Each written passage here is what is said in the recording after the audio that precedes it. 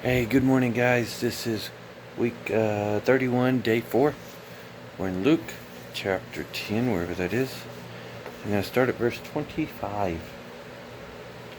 And behold, a certain lawyer stood up and tempted him, saying, Master, what shall I do to inherit eternal life? And he said unto him, What is written in the law? How readest thou? And he answered him, Thou shalt love the Lord thy God with all thy heart, with all thy soul, with all thy strength, and with all thy mind, and thy neighbor as thyself.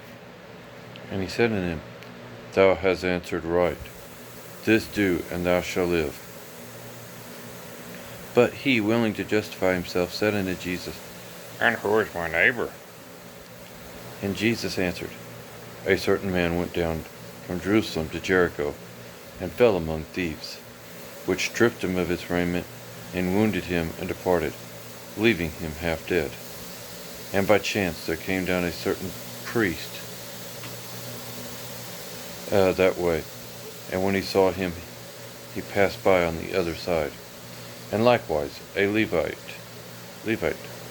when he was at the place, came and looked on him, and passed on the other side. But a certain Samaritan, as he journeyed, came where he was, and when he saw him, he had compassion on him, and went to him and bound his wounds, pouring in oil and wine, and set him on his own beast, and brought him to an inn, and took care of him. And on the morrow, when he departed, he took out two pence, and gave them to the host, and said unto him, Take care of him. Whatsoever thou spendest more, when I come again I will repay thee. Which now of these three thinkest thou was the neighbor unto him who fell amongst thieves? And he said, He that showeth mercy unto him. Then said Jesus unto him, Go, and do thou likewise. And it came to pass, as he entered into a certain village, and a certain woman named Martha received him in her house. And she had a sister called Mary, which also sat at Jesus' feet, and heard his words.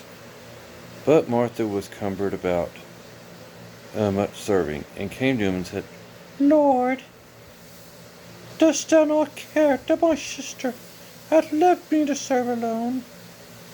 Bid her therefore that she help me. And Jesus answered and said unto her, Martha, Martha, thou art careful and troubled for many things, but one thing is needful, and Mary hath chosen that good part, which shall not be taken away from her.